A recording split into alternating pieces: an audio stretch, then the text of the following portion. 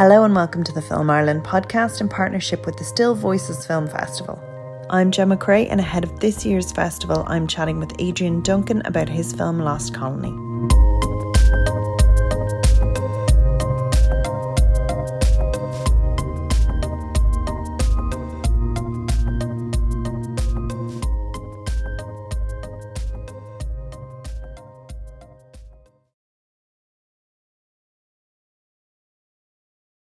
So thank you so much for chatting with us. I just wanted to say as well, Lost Colony was such a beautiful kind of story and told in a really unusual fashion. Can you tell me a little bit about that particular project and how it started its existence? It was Arts Council Project Fund, wasn't it?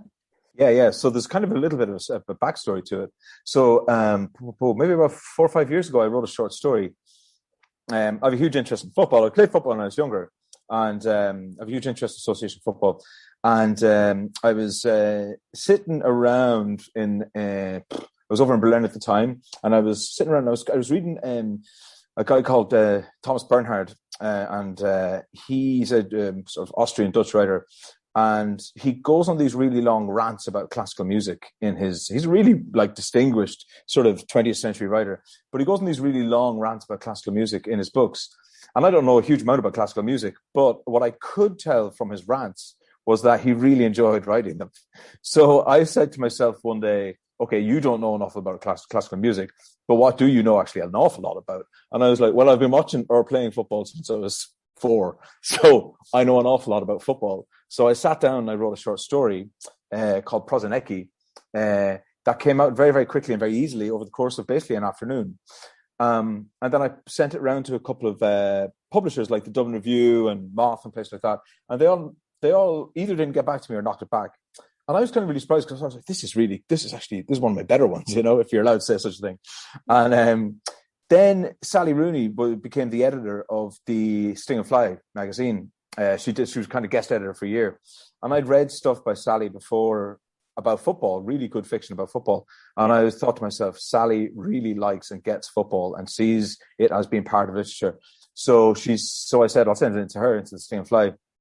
And she got back to me and she loved it. She really enjoyed the story. So she and I, this is just before her second book. So she wasn't astronomically famous. So we had this really interesting interaction editing the story down for preparation for publication. How long was it actually? About maybe 4,500 words, that kind of thing. It's not super long, sort of mid-length short story. Yeah. And it was written in very much, so it was written first person, and it was a man in the middle of a football pitch thinking back on his career, sort of a guy at the end of his career. And then about a year later, Wendy Erskine, who's a brilliant Northern Irish writer, she chose to read it for the Sting and Fly podcast. And so she did this reading for the podcast, and then she had a conversation about the story with Danny Denton afterwards. He's a writer from Cork who was then the guest editor of the Sting and Fly. And this podcast went out. I didn't know it was happening, and all of a sudden it popped up on Twitter. Wendy Erskine reads Adrian Duncan's Prosanecki, and I was like, oh God, I'll have to read this. And I listened to her reading, and I was like, oh my God, this is absolutely unbelievable. Her delivery is so good. And I'd done readings with Wendy before, like literary festivals and things like that. So I knew she was a brilliant, brilliant performer. But then when I read the story or heard her reading the story, I was like, Jesus, that is different league stuff. So the funny thing was, Tig O'Sullivan, who's a filmmaker, I'm sure you know, I know him through, so I work with Fergal Ward a lot. And I've done Tig has helped us with a couple of projects back in the day. And I know Tig anyway. So he heard the top podcast on his, when he was driving home, and he just WhatsApped me and he said, you should go in for Arts Council funding with this. This would be perfect. So I said, right, okay, well, so I went in for Project Award, the visual art or the film Project Award. And then I got the funding. And then I went over to England it was January 2020, would it be? Yeah. Anyway, the week before lockdown or 2 weeks before lockdown. Yeah. And I brought audio recording equipment. And I went to a couple of games in Lincoln City and one down in Portsmouth, and I recorded football sounds, singing, chanting, shouting when a goal goes in. That's those sort of ecstasy sounds and those sort of, communal sounds. So I had this really, really nice sort of library of sounds from these old football stadiums. And the plan was then to sort of start the film, start shooting and start doing things with the film later on that year. And then, of course, COVID hit. So all of a sudden, I couldn't shoot anything. I couldn't actually go out and film any of the stuff that I wanted to film. So one day then I sat down and I had been sort of pulling old football footage off things like archive.org and various places. And I just sat down with a timeline and just put down the version of Wendy's reading from the podcast. So really rough. The audio was a bit tinny. And I just put it down to see if it would work. Would a Northern Irish woman's voice work over late 1980s, early 1990s Eastern European football footage? So I worked on that for a couple of weeks just to see, could this story carry through with the images on it? And then I showed it to Fergal and he was like, yeah, that definitely works. Whatever the hell that is, whatever's going on there, it does actually work.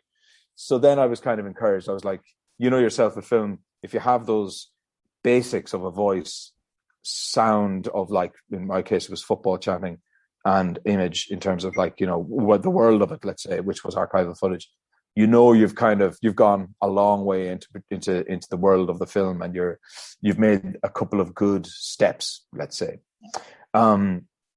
So then pretty much over the next 12 months, I kind of worked on the edit of the film and trying to find the language of the film and all this kind of stuff. So then in August last year, I had an edit together and I sent it to, maybe it was earlier in August last year, and the Belfast Film Festival, or what you call it, Docs Ireland, took it. And that's the version then that's kind of, that I've been, that's the version then that I'm showing still voices as well. So yeah, it was a lot. It came easily at first, and then it took an awful amount of work trying to work it out, you know. That's a very interesting process to say that it kind of moved and shifted as the needs progressed for it. So you were saying that you worked with the footage. So did you have to do much work to secure the rights to that? Like, where did you get the footage? Did you have to clear a lot of stuff? Was it expensive? Did it use all your grant? It was, parts of it were expensive, and then parts of it were off these archive.org websites where it's just like free, like, because there's so many of these kind of like of this old football footage up on different websites. You can kind of, it's just there. So it was a mix of those kind of things. The thing about the football match that I actually used, it was between Red Star Belgrade and Dynamo Dresden, and both of them are from countries that no longer exist. So it was before the wall came down, and it was before the Balkan War. So the footage just sort of sits in this kind of no man's land of, it's kind of countryless. Like, there's no Yugoslavia and there's no East Germany. So that's the kind of world that the footage came from. A mix of those kinds of things. And I think the interesting thing then when I was kind of working with the footage was that the frame rates were completely all over the place and completely different. So the film itself is at 24 frames a second, and some of the frame rates are coming in at like 12, some at 30, some at 25 or whatever. So because the film was slowed down so drastically, I found that with some of the frame rates, you were getting judders across pretty much everything. So it started becoming more like an animation project for ages, where I had to kind of go in and remove the juddering frame rates to make the thing smooth. So that was extremely labor intensive, as you can imagine, going through each like frame in the film to take out ones that are repeating just through, because of the super slow motion of the thing. So that was part of the labor of it, was actually working with the stock, working with the files to try and make them work on the 24 frames a second timeline that I was working on. Very interesting. So and how do you have the skill set to do that? Like, what's your sort of background? Because you are big in visual arts, literary world. Like, where how does it all meld to deliver this? So basically back in about 2008, I was an engineer up until 2008, structural engineer, And then I went back to art college in 2008, and I started doing creative writing courses in the Irish Writers' Centre as well. So writing and image were always sort of together at the same time as I shifted direction into this world that I'm in now. And then so I started working. So I was working in visual art and writing, pretty much exclusively, and mostly visual art, but mostly like drawing and sculpture. That was the kind of world I was in. I wasn't painting or that kind of stuff. Maybe some videos, a good few videos actually, but nothing crazy. And then in 2016, I made a film about a short film with Fergal Ward about Bungalow Bliss, which TJ Carr commissioned. And so myself and Fergal made that film in 2016. So Fergal's obviously a very accomplished filmmaker. And by basically working with him, I learned how to do these things. And then in 2018, we did a film that was first shown down in Eva. So the cinema version is called Memory Room, and the gallery version is called The Soil Became Scandinavian. And it was a large installation in Eva. It was also shown in Visual last year, Visual Carlo. And it was shot in northern Finland, just inside the Arctic Circle. And it involves, Barry Ward was the actor, and it was an Arts Council funded project award, and about a 20-minute long film. So we made that. Then we made that film in 2018. And then we got the Real Art Fund in 2019, Fergal and I, to make the Peter Rice film, the film about Peter Rice, which was called Floating Structures, which showed at the Dublin International Film Festival. And then we did a recut of it, and we called it Tension Structures. And then that showed at IDFA and Hot Docs and Rhythm and all these other places. So it sounds like you...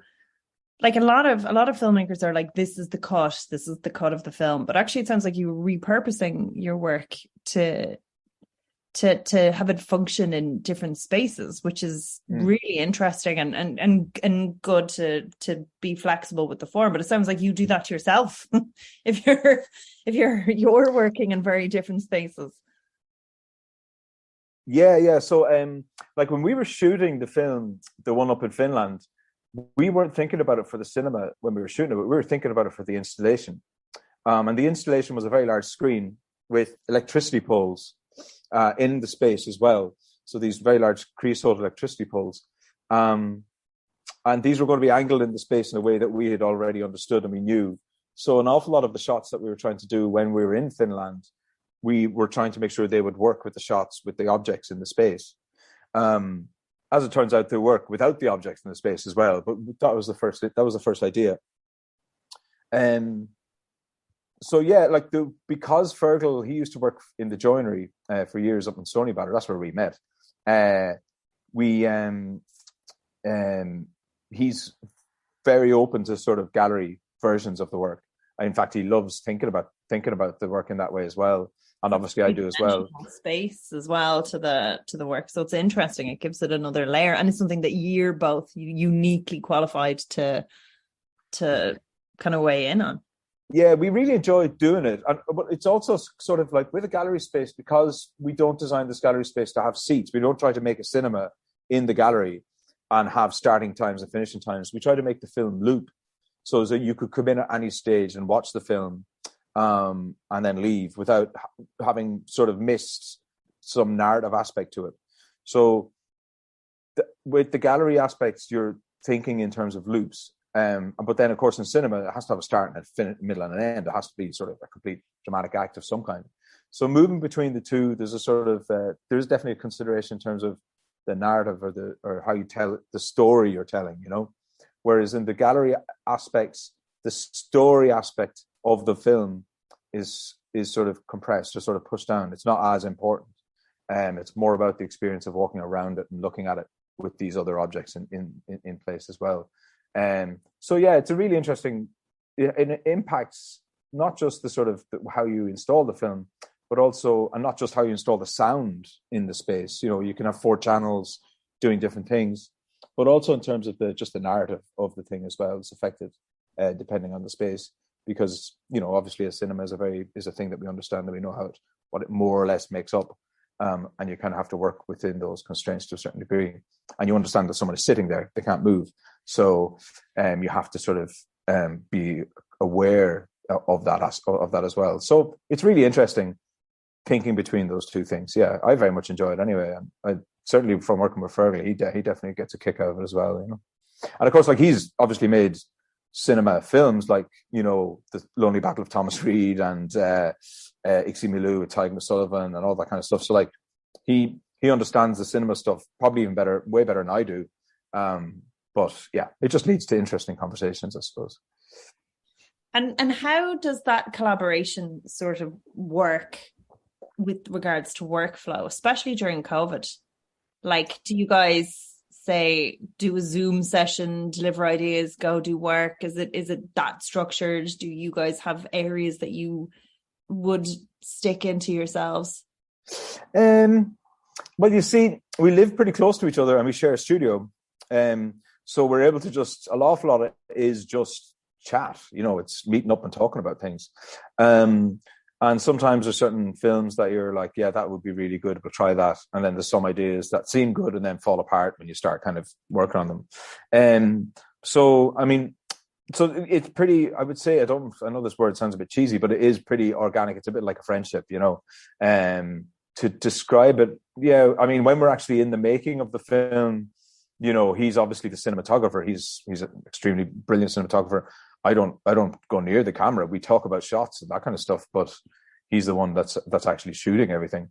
And in terms of the edit, yeah, like we obviously talk every day about when the edit is going on. So yeah, I would say it's a very, very fluid and easy thing. It's like making work with your friend. That's the only way I can say it, you know. And I would say, like, in terms of some of the, like, let's say, for instance, for the Real Art film, the one about Peter Rice, I probably would have taken on more of the script writing in that film. But it was also something that we were constantly discussing. But then also at the same time, when we're out shooting, there would be things he'd try to achieve, but then there'd be obviously things that I'd be looking at that I would hope that we try to achieve as well. So every aspect is touched in some way by both of us, but more so by one or other of us as well. I think it's a nice mix because our skill sets are not exactly the same, you know, and they cover a lot of what I think making film requires, you know. And would you have areas that you'd, like, I know kind of working together is both challenging each other to create something that's better than either one could devise on your own, but then there's also, like, I presume you'd have like a strong sensibility in this regard and he might have a strong sensibility in that regard. Like, how would you get over those kind of creative clashes, for want of a better word? But I'm sure it's much more mild than that. Yeah. Like, you know, those moments where you're both in different directions that... Yeah, I mean, I would say, so, like, when we're out shooting, it's what we try to do is we try to get a sort of basic line of shots and audio recordings down, you know, an absolute sort of baseline, let's say. And then once you get the baseline down, you know, by the middle of the day, you're like, okay, let's try something else, you know, let's experiment. So, like, let's say, for instance, in the film Up in the Arctic that we shot, you know, we got our baselines down at the 3 or 4 different locations that we had. And then we just started playing with lighting. Really, it was as if we were in a very large studio and we were just playing around with different types of lighting. And of course, when you start playing around with things like light and snow and dusk, you start getting really dramatic effects. And an awful lot of it is really accidental, you know. So that's in the shooting aspect, that seems to be a sort of method. You try to get a baseline down and then you leave time for experimentation, you know, like that stuff that you have not planned at all. And that is, people just suggest stuff. Even sometimes, like, for instance, when we were working with Barry Ward, he'd suggest something. There's only 4 of us working on it. So, like, it's fairly open to people chipping in and making suggestions, and you just try them and see how they go. And you kind of realize fairly quickly if something's working or not. And then afterwards, when it comes to the sort of edit, it's just it's a conversation, you know, and the work then starts breeding questions of its own. And then it's just, well, how do you answer these questions? And in what way do you want to answer these questions? And that's just conversation. It goes on and on and on, right the way up to the very, very end of the edit. It can be something that's very simple as like a small sound or something like that you kind of agree on or disagree on. And then you basically talk out the merits and demerits of each thing. But I don't think you could work together if you weren't fairly close in terms of what you liked, you know? And I think that's definitely one thing. We're not too far away in terms of what we think is good, you know, right or wrong. But that obviously makes things very, very very enjoyable and relatively peaceful. And back to Lost Colony. So you said that you had was there a gallery version of that as well? Did I see that on your website? No, there is a gallery version. I'm actually editing at the moment. It's going to be a 2-screen version of the film, and I think I would probably bring in subtitles into it. So it's actually, I'm hoping to have it finished by the end of this year. So that to me would be a continuation of the Film Project Award, even though technically the project is finished. But I always keep kind of working on at things afterwards, seeing if there's something else can be done with them. So that's what I'll be doing for the next probably 3 or 4 months, editing a gallery version of that film, which I'd hope to have done fairly next year. But I see it as a 2-screen work. Cool. And do you have a kind of space for that in mind? Like I'm just interested to how this realm works. Like, do you go maybe pitch it to galleries and see if there's like funding available to do it? Is it part of the Arts Council Award? Like how would you go about kind of like restructuring things? Yeah, I mean, part of the Arts Council Award is that there's a strategy document, and aspects of that strategy document are that you will approach certain film festivals where you would like to show this kind of stuff. And then part of the strategy document also is the gallery strategy, where you would like to show it. So like, let's say, for instance, with the Soil Became Scandinavian, so we showed it in Eva in 2018, and then I approached Visual in Carlow because it was the only space really big enough in Ireland. And also I really, really admire the curator, Emma Lucy O'Brien, down there, and I really wanted to work with her. So I just pitched it to her. I just went in and said, Fergal and I would love to show this here. We think the space would be perfect. And we ended up doing a slightly different installation. So then for this Lost Colony re-edit, because I don't have a specific space in mind, I just have an empty gallery in mind. I'm sort of thinking about it as, I can see it in my own mind as being a mid-sized screens, slightly askew from each other, and with the 2 projections that you can only see from sort of 1 or 2 positions, where you can see both of them at once, and then they would play, and the voice, I think, would come and go. And I think definitely in the gallery version, the music element would be taken out, because there's something about music in a gallery just doesn't work for me, you know. So those sort of things I can kind of I'd be fairly sure of. But in terms of actual gallery, I don't have one in mind. There's a few that I'd love to approach. But I think with what I'm doing, it would be adaptable enough for pretty much most spaces. It wouldn't be like the really, really large one where only about maybe 3 or 4 spaces in Ireland could take it. Just the scale of the thing, like literally electricity poles. Whereas this one, I think, would be much more adaptable. So I'm thinking of definitely an empty space, but not any absolutely specific one, you know. So you mentioned the sound. Actually, that was one area that I really wanted to touch on, because again, it was really beautifully mixed and really kind of evocative soundtrack. How do you achieve that?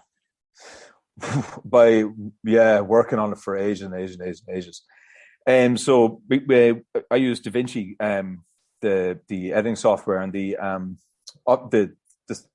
visual grading capability on that is extraordinary. But so is the sound makes capability on it. So basically, I had to rewrite the script from the short story into a much tighter and less not that the story is too convoluted, but the fiction and film, they don't just meet. You have to do an awful lot you have to write a script, you know. So I rewrote the script, and I had there was a little break in lockdown, and I asked Wendy to go into a recording studio. I sent her 2 versions of the script, and I asked her to go in and record the 2 versions in a recording studio in Belfast, and then they sent me the file. And then I put that down. And then basically the part of the struggle I had with this film, because the image always stays in an archival world, it's always sort of the past. I had to sort of try and make sure that the audio produced the present of the film. So that was the difficulty, trying to find the language of the film comes very strongly from the aural element. So whenever she's on the pitch, or whenever the footballer is on the pitch in the present, I just did something extremely simple. It took me ages to get to this, but once I realized that, I was like, that's the language now. And the simple thing was just to put a siren on the edge of the pitch. She refers to it in the present tense and just have this siren going in. And then whenever we go into the past tense, get rid of the siren and bring in other sounds that belong to the past.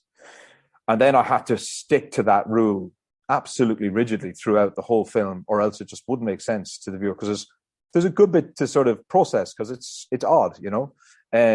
But once I understood the language of it, I stuck to the rules of it very rigidly. And once that happened, then the film started coming together. And then what I could send out then, I felt, yeah, this definitely works. This is a coherent language, at least, even if it is a bit strange, you know. And then after a period of time refining that audio in DaVinci and what have you, I brought it over to a sound mixer in Berlin called Paul Pilot. He's used to be a musician, but he works for does a lot of commercial work for sound design. And yeah, he just helped me clean up the design, a lot of the audio, which had a little bit of noise on it and things like that.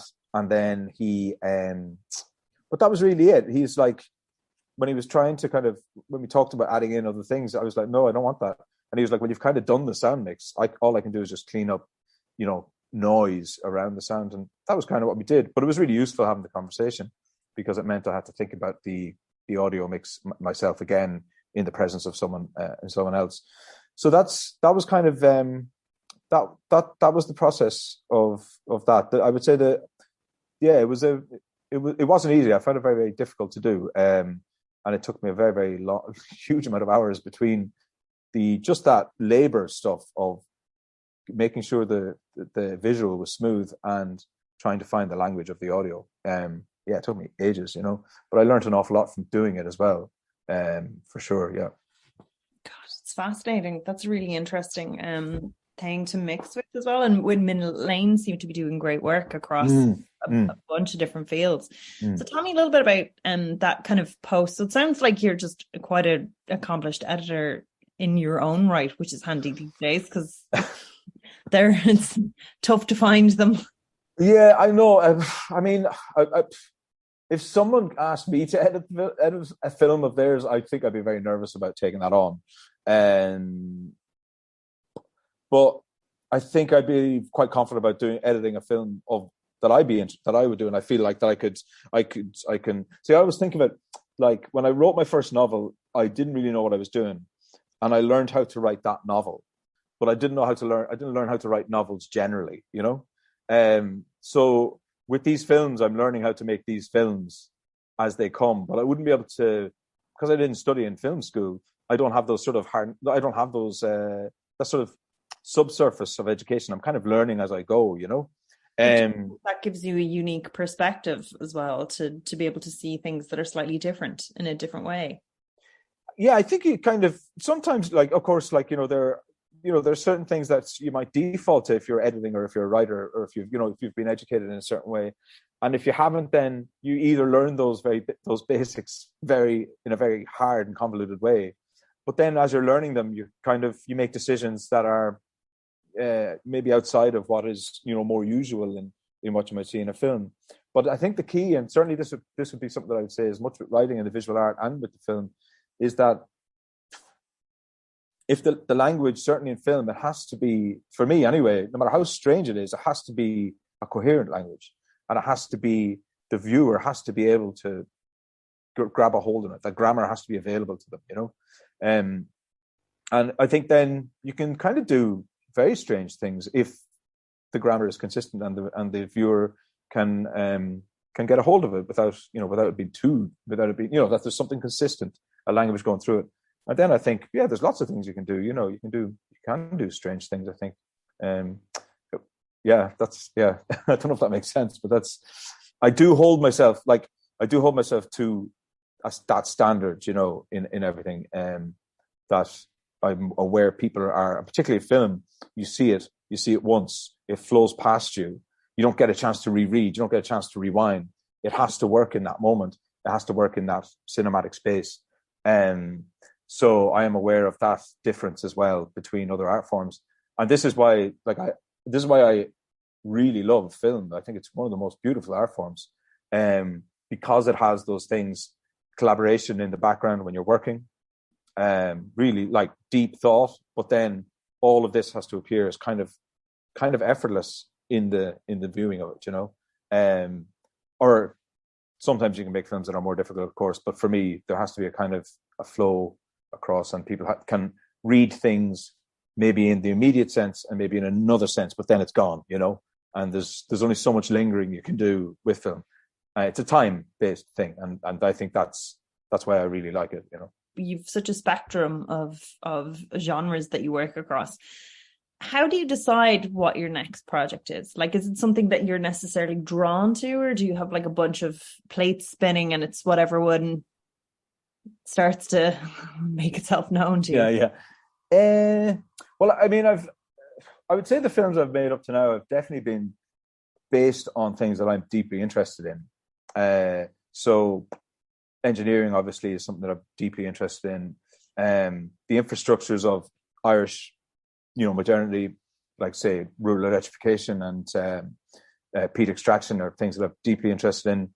And football is something that I'm deeply, deeply interested in. Not just like that I liked it, but also like things like how it's evolved and changed, and how its Victorian roots, and how those Victorian roots are starting to sort of disappear. So I'm led by what I'm really interested in, is basically the short answer to it. And sometimes that appears maybe as a short story, but then the short story or the drawing or something can morph into, film. But then what's really interesting is when I'm working on a film, I start getting lots of ideas that then appear in writing work as well. So there's this constant mix, I would say, of ideas and compulsions, and the different mediums produce different ideas off them, So like when you're trying to make a sculpture, you're having totally different thoughts to if you're sitting down and trying to write a short story or a novel or whatever. Just the same when you're sitting in an edit and you're looking at this footage and music and figures moving, you're having completely different thoughts about the subject matter than if you were, say, doing a drawing about it, and yeah, I just find the whole thing utterly addictive. So I don't know what I'm going to do, but it's utterly addictive. So that's kind of, I don't know if that's clear, but that's sort of how I work, as it were. Yeah. It's very, very interesting. Do you ever find that, especially if you're so close to the subject matter and you have so many hats on, like if it's a play or like if it was a story, then it's like a drama film that switches to something else, that you're doing the production, you're doing the editing, you're doing producing as well as the directing. Do you ever find that you get numb to a project, or how do you keep that project fresh to your eyes and be able to experience it in a way that you can continue working on it? Yeah, that's a really good question. And I think one really good way that I found anyway is to do as much work on the thing until you've exhausted everything you can give into it, and then put it down and don't look at it for months if you can, or many weeks at least. Try to forget about it. Do work on something else. And by working on something else, you're kind of forgetting about what you've been invested in for many months. And then after a number of months working on something else or doing something else, you return to the previous thing.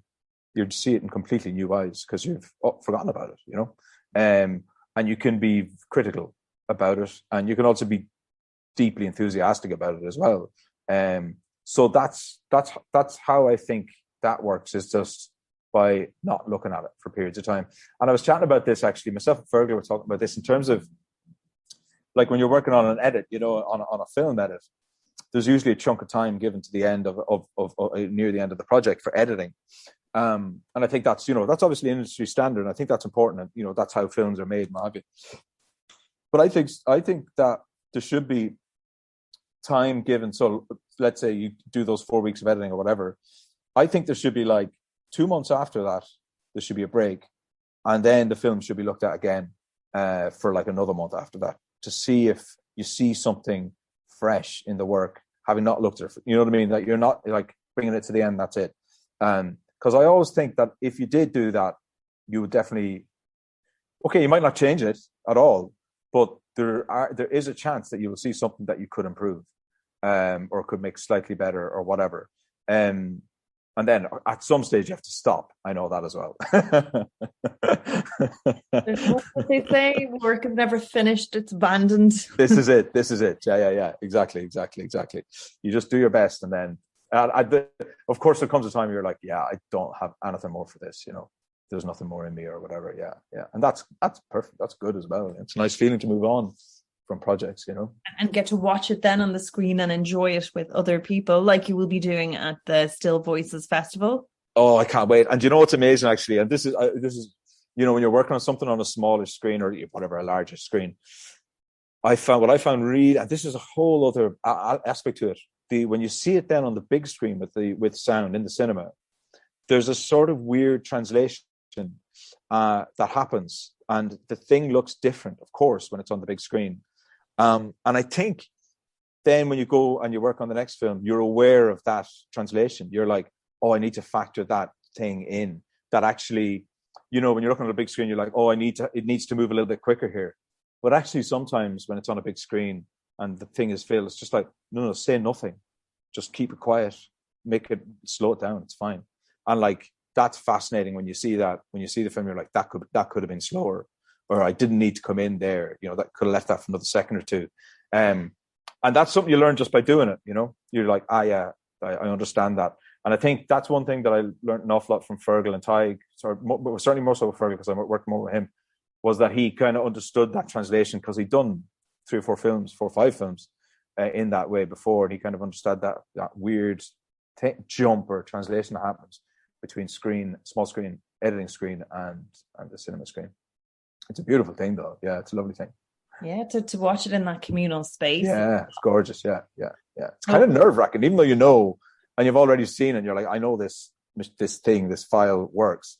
My God, it's nerve-wracking when it goes up, nonetheless, You can feel it with the audience, it's very much so like that you can feel their reaction sitting there, that you can tell when people are engaged, if there's shuffling, if things are tense. So yeah, exactly.